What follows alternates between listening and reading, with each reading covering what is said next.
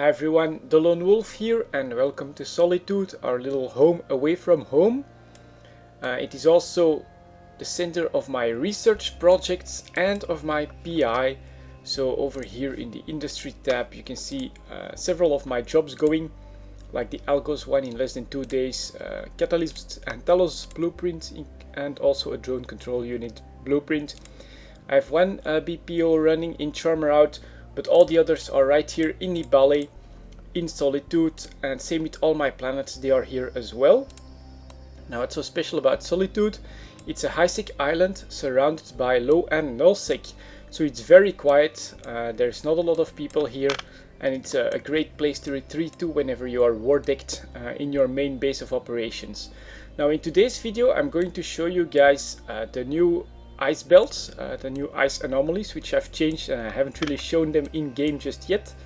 And I will also show you how these are pretty important for my post-fuel productions, and that's all tied into my PI as well. So let's first of all undock and then have a quick look here. Before the expansion there was one huge inexhaustible ice belt. I still have the bookmark for that right here. Somewhere in my mining bookmarks, there you go, ice.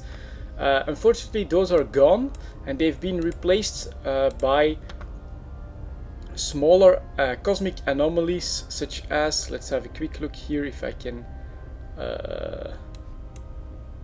there you go.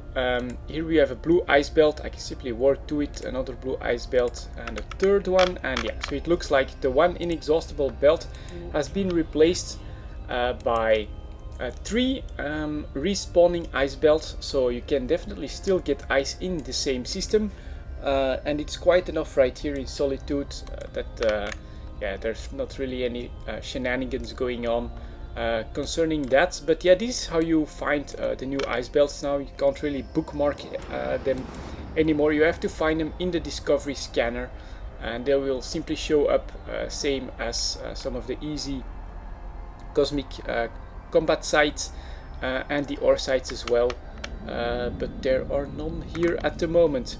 Anyways, here is an ice belt and there's actually people mining in there. I see a skiff, 2 retrievers and a machina going at it, so there you go. Unfortunately I don't have a scanner here, but yeah, these chunks of ice are actually limited. I think you do get like 100 or more pieces of ice from a single one, but yeah, they will deplete. And then a new anomaly will spawn and you can go over there and continue with your ice mining. So that's the first part, get yourself an ice mining capable ship and then you can get your ice. I should have some in reserve in the station. The second part of course is also the PI, if you want to get from your ice to your post fuels. So let's warp to the customs offices and let's start exporting them. First one I have here is a barren planet. This one is producing mechanical parts. So let's transfer them so that I can pick them up. I'm almost in warp, so I can actually go for the second one, which is a plasma planet. And this one is building, let's have a look here, enriched uranium. So that's also going up there. While we arrive at our first barren planet, the customs office. And there we go. So I can just pick that stuff up, put them in my cargo bay, head for the second one, or put in 0. Next one, another plasma planet. This one produces robotics and it does so solo, so that's really nice. Of course, that does mean that you need 4 P1 resources for that. And yeah, I only have 2 extractors, so I do have to switch from time to time, and I do let it go beyond what it needs from one type, and then sometimes I have too much and then I need to put them in the customs office and then I can like bring them back. Let's see, let's put another 4,000 in there, leave some room, but yeah, there you go, put some transfer in there, they'll keep producing at a nice pace.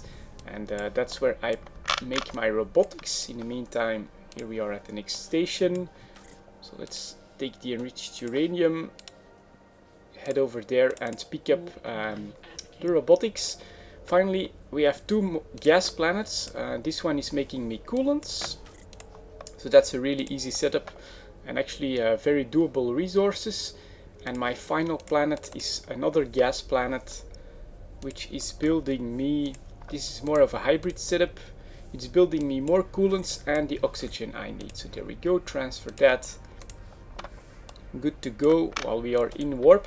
And yeah, with just these 5 planets, barren, plasma, plasma, gas and gas, I can actually make all the resources necessary for post fuels, and that's really awesome. So let's not do that while in warp, so let's transfer the robotics and pick up the rest of it. So this is why I really like Nibale. I have ice here, I have all the planets I need for the raw materials, and I can make post fuels right here on my own without needing anything from the market. Now it's not a lot, keep in mind these are high-sec planets, so it's not like I'll fuel a medium post with what I produce unless I really get very dedicated and try and get as much out of the PI as I can. It might be doable to get a decent yield, but you'll be much more successful with a similar setup in high-sec, because your plants will just yield you so many more resources. And yeah, the PI stuff is really the bottleneck, because unless there is extreme competition for the ice mining, you can get all the ice you need, no problem. Anyways, let's get to the last planet, pick the rest up, and then we can dock up and see if I can produce some Galente fuel blocks. Here we go, in warp. And yeah, basically that's really all you need, 5 planets. There are some other permutations you can make. I'm sure that you can make not the robotics, but the mechanical parts on another planet. But you will need, I think, at least 5 planets in order to produce everything you need. So that does mean some skills in PI as well. But once you're there, I'm sure that even in 0-0 you can make quite a bit of ISK. Let's dock up from post fuels, or be very helpful to your corporation or alliance by being someone that can produce post fuels from nothing to full completion without really needing any outside help. So we're docking up, and then I can show you guys how that final part goes. You do need a BPO for that, a post fuel BPO. These have been given out as gifts quite a few times, and I do think you can get them on the market for pretty damn cheap.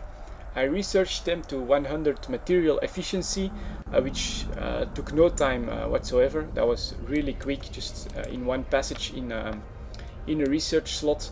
I managed to get them to 100, so that's really not a big deal to get a perfect BPO of post fuels. So let's move all of this PI stuff worth 43.7 million into the item hanger. And over here in the item hanger I have 87 blue eyes left, so let's refine that. And this will become heavy water, liquid ozone, oxygen isotopes, and strontium Jesus Christ, which you don't actually need. This final one, it's for the shields from bosses, so that's totally separate. So that's refined, and now I should have all the resources for my Galente fuel block BPC. So let's take manufacturing. Let's first pick an installation, which I can do right here as well. Let's try something like 10 runs. Let's see if I have everything. Yes. And there you go. Let's accept that. Then have a look at that extra job I placed here. Manufacturing of fuel blocks in 24 minutes. I will have 400 units of Galente fuel blocks. And yeah, there you go. All of this in a single high-sec system.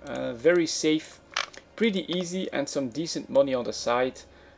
Just when you need to relax a little bit, or you don't want to PvP or anything like that, but you want instead to do something really helpful for your corporation. I'm sure that post fuels can come in handy. And yeah, that's one of the ways to do it. You need an ice belt, 5 decent planets, and a transport ship. And yeah, you're good to go. So there you go, guys. That's a quick look at the new ice anomalies from the Discovery Scanner, and a look at all the rest that you need in order to get from that ice with PI stuff into fuel blocks. And that's it for this quick video. I'll see you all on the next one.